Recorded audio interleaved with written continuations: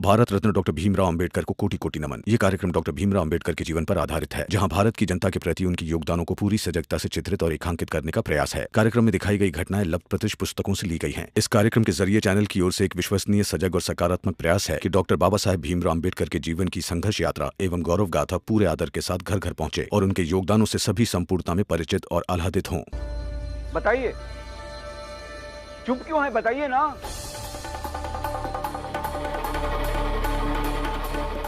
Milord, हम मान लेते हैं इस मजदूर की बात कि जोकू ने इसका सर फोड़ा, मगर सवाल ये उठता है कि ये बताएं कि वहां क्यों गए थे।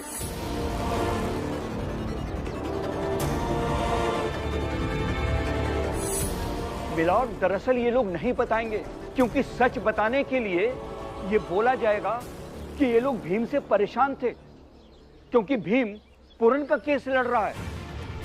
पूरन का केस लड़ा जाएगा तो इनकी जात के ऊपर से पर्दे हटेंगे, इनका पर्दा फांस होगा, इसीलिए ये खिलाफ हो गए। भीमराव को डरा नहीं पाए, धमका नहीं पाए, रोक नहीं पाए, तो इन्होंने इसकी चाल वालों को डराने की कोशिश की।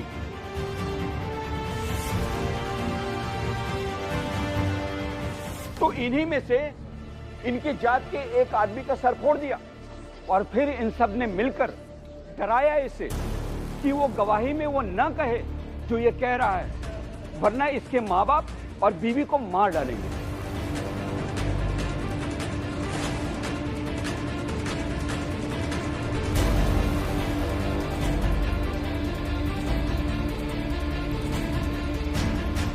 मिलॉर्ड, झूठ है। झूठ नहीं, सच कह रहे हैं वकील साहब। जज साहब, मेरे पास सबूत हैं और अगर आप सब चाहें तो मैं सबूत यहां पेश कर सकता हूं। फिर जिसने इन्हें मारा है वो सामने आ जाएगा, पता चलेगा वो कौन है। फिर कुछ सुनने कहने की जरूरत ही नहीं पड़ेगी। हाँ, मारा है तो क्या कर लगे?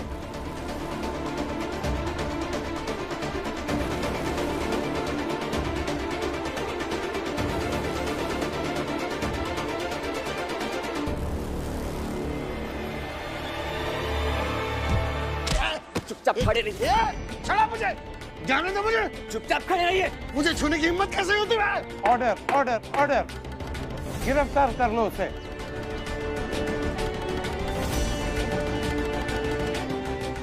सॉरी सर, हमारे पास कोई सबूत नहीं था, मगर अब सबूत की आवश्यकता भी नहीं है।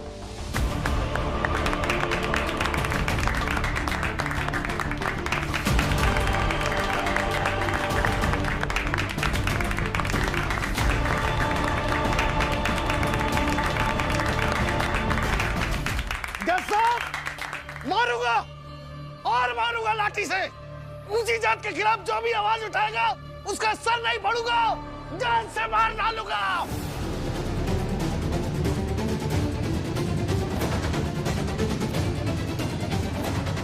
मिलॉर्ड, यही समस्या है कि भीमराव जैसों को फंसाना आसान है इस समाज में, क्योंकि ये समाज मान बैठा है कि ऊंची जात के लोग जो करते हैं वही सच है और यही सही है।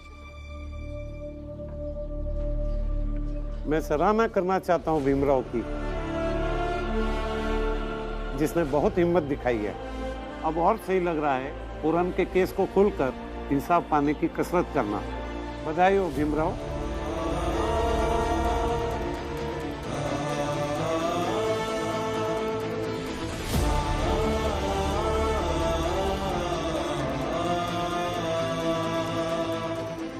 जज साहब, काश मैं आपकी बधाइयां स्वीकार कर पाता।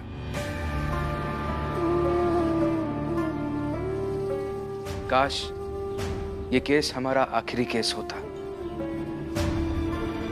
काश इसके बाद वापस अदालत में आकर हमें नहीं लड़ना पड़ता। काश ये सब लोग आज यही खड़े खड़े मान जाते कि हाँ, हमसे गलती हुई। काश आज के इस केस के बाद सब कुछ अच्छा हो जाता, मगर हम सब जानते हैं कि ऐसा नहीं होगा।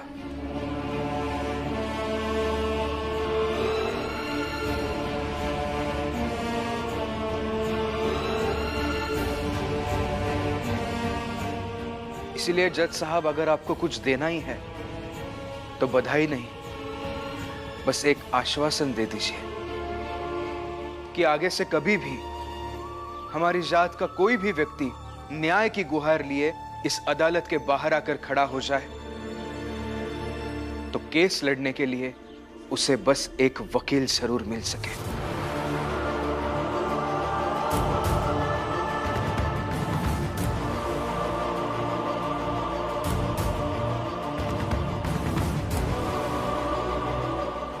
क्योंकि पूनावाला सर जैसे लोग हर बार नहीं मिलेंगे और फिर शायद वापस न्याय मांगने के लिए हम आपके सामने खड़े ही ना हो सके। एक और बात है सर, जोखू काका के केस का फैसला आप सुनाएंगे, शायद जोखू काका छूट भी जाएंगे, लेकिन इसी समय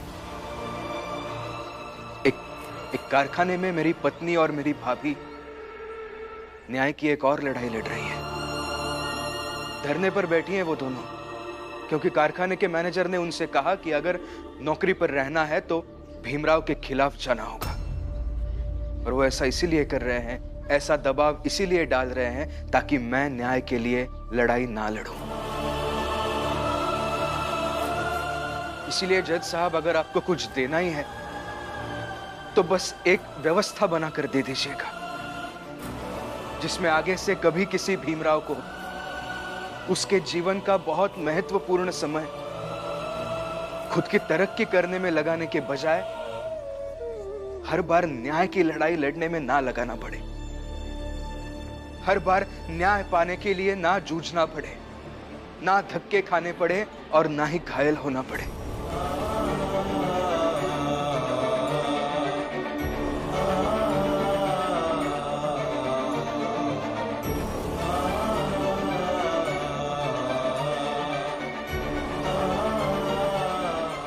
प्लीज।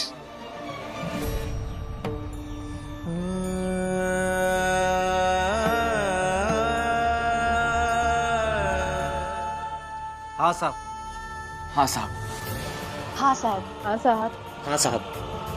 हाँ साहब। हाँ साहब।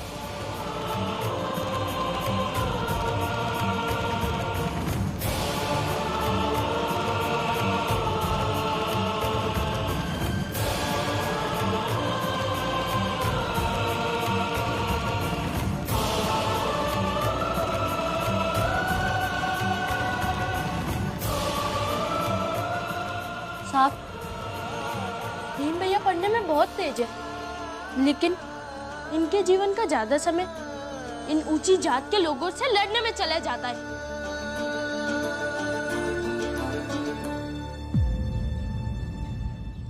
साहिबे, मेरा बेटा दीपक है, ये स्कूल में रोज पढ़ने जाता है और जब लौटता है तो अच्छी सीख के साथ साथ इनके प्रति अपने मन में गुस्सा लिए, इनकी अवहेलना का दर्द लिए आता है।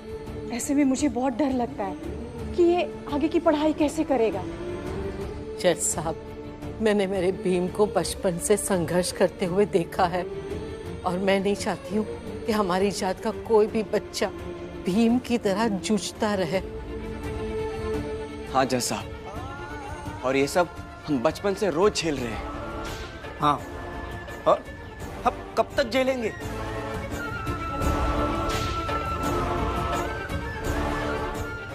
बस ये झेलना बंद करवा दीजिए सर। मिलॉर्ड, ये अदालत है, ये लोग तो भिखारी बनकर भीख मांगने लगे। माइंड योर लैंग्वेज, आप जज के साथ बात कर रहे हैं।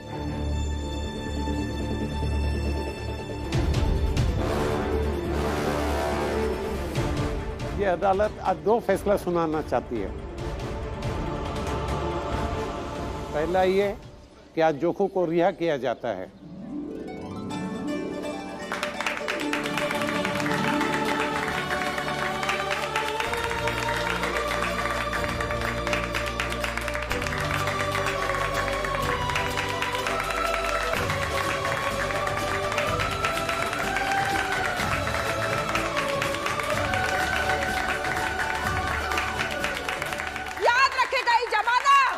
कि आज से भीमराव की सबसे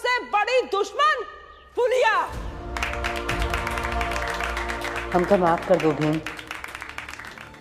और इस मामले में जो भी गुनहगार है, पुलिस छानबीन करके सब गुनहगारों को पकड़े।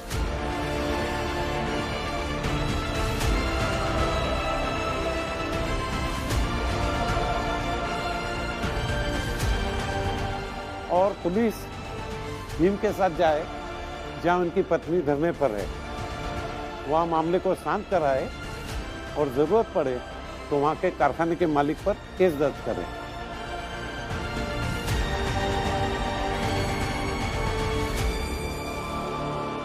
और दूसरे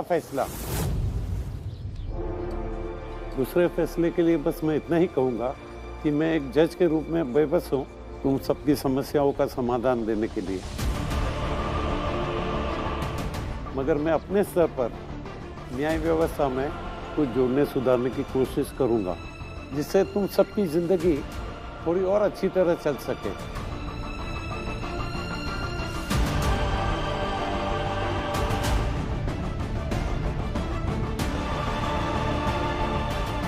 और मिस्टर पूनावाला, पूरन के केस की अगली सुनवाई पर मिलते हैं।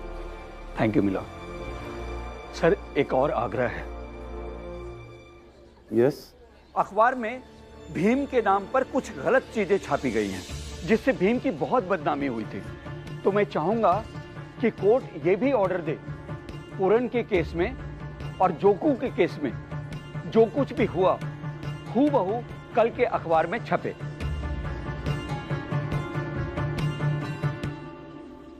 ये अदालत आदेश देती है कि कल के अखबार में ये सब छपा होना चाहिए। साहेब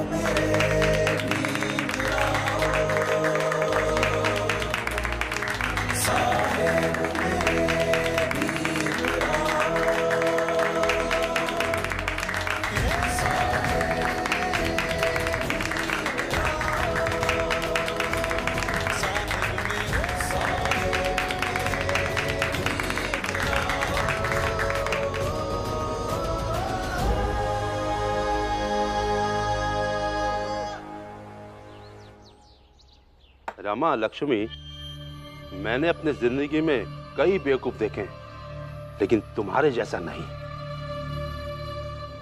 कौन है यहाँ का मैनेजर?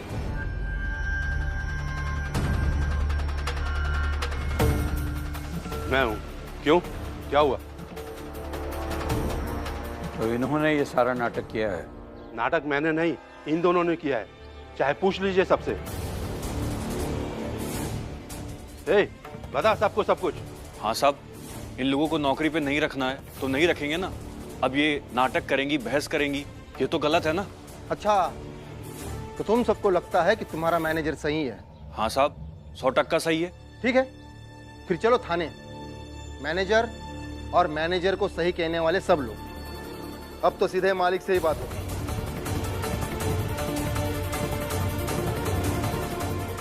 अब मैनेजर साहब ने फैसला लिया है तो सही ही होगा ना। हम तो मजदूर है साहब, हाँ में हाँ मिलाएंगे। देखिए मैनेजर साहब, नौकरी पर रख लीजिए, नहीं तो थाने चलना होगा, केस लड़ना पड़ेगा। भीम जोखू का केस जीत गया है तो ये भी जीत जाएगा। फिर बाद में मालिक से सवाल जवाब होंगे तो तुम्हारी नौकरी जाएगी। नहीं साहब, ऐसा मत कीजिए, मैं वापस इन लोगों को नौकरी पर रख लेता हूं।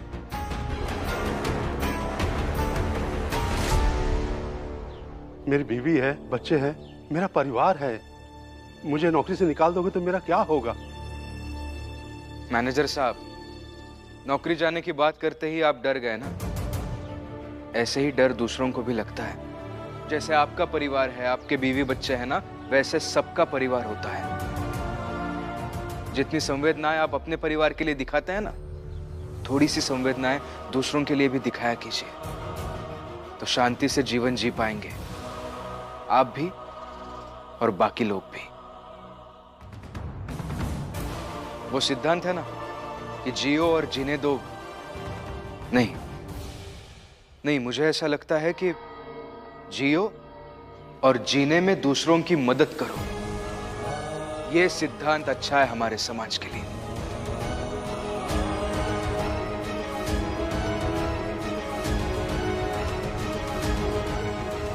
नौकरी तो दिलवा दी तुमने, मगर इसका बदला जरूर लूंगा। जीऊंगा और तुम्हें नहीं जीने दूंगा का सिद्धांत है मेरा। फुलिया, चोखू वापस आ गया ना? अब तो भोज बनता है ना? हाँ हाँ, काहे नहीं। आज शाम को हम सब जने के लिए खुद खाना बनाएंगे।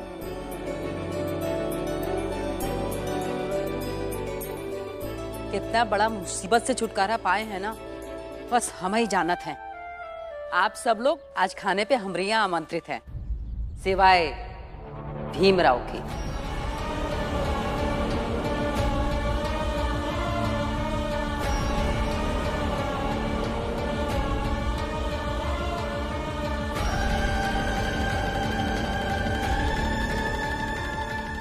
ये कैसी बातें कर रही हैं फुलिया ताई आप? अगर चोखू भाऊ इस चाल में वापस आए हैं तो वो भीम की वजह से, उसके मेहनत की वजह से। हाँ, और भीम को ही आमंत्रण नहीं, ये तो भीम का अपमान हुआ ना। हाँ फुलिया काकी, अगर आप किसी का सम्मान नहीं कर सकते तो किसी का अपमान करने का भी हक नहीं है आपको। अरे क्यों नहीं है, और अपमान कर रहे हैं। ये तो कम है कि इसे हम ऐसे कह रहे हैं। बाकी जोकू के बिना हम कितने दुखी, कितने परेशान हुए, और वो सब इस भीमराव के कारण। तो कहो ना, कौन रोक रहा है तुम्हें? हाँ तो कहेंगे ना। और फिर जोकू को तकलीफ से गुजरना पड़ा, तकलीफ हुई, डर में रहा, मर जाने का डर वो अलग।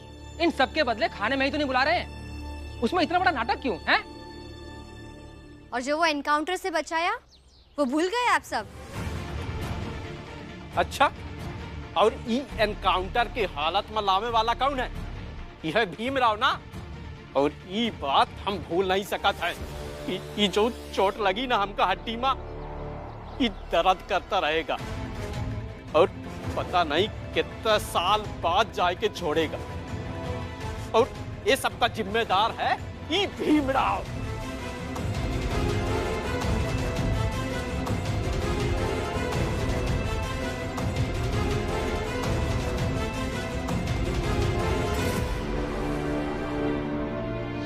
भीम, तुम हमारे लिए कुछ मत करो, क्योंकि अगर तुम अपनी जान भी दे दोगे ना, फिर भी इन लोगों को खुशी नहीं मिलेगी। नंदू काका, आप परेशान या दुखी मत होइए, बल्कि आज तो हम सबको खुश होना चाहिए ना। हमारे जोखू काका चाल वापस आ गए हैं।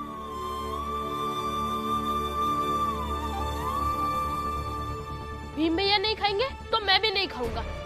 अरे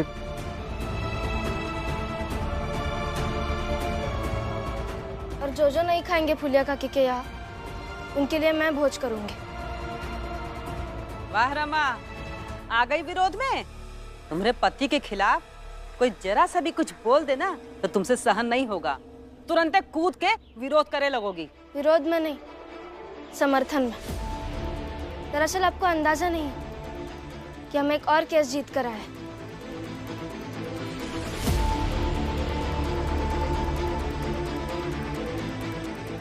करुणा दीदी और लक्ष्मी दीदी को उनकी नौकरी वापस मिल गई, तो इसी खुशी में मैं भोज रखूंगी।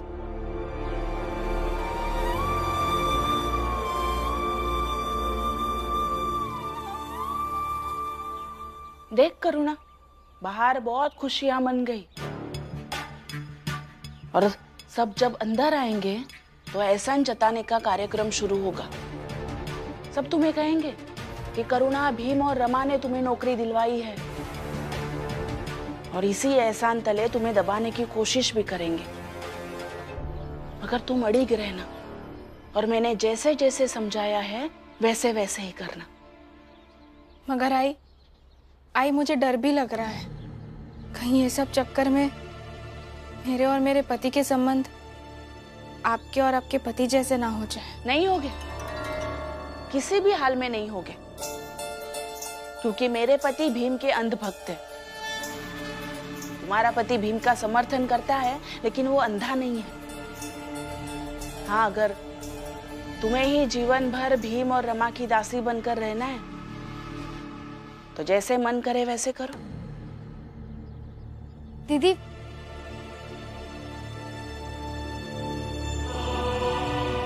दीदी बधाई हो, आपको आपकी नौकरी वापस मिल गई। तब आप और दीदी काम पर जा सकती हैं। सच में दीदी, भीमबा और रमा ने ऐसा पाठ पढ़ाया कि मालिक ने हमारी नौकरी वापस दे दी।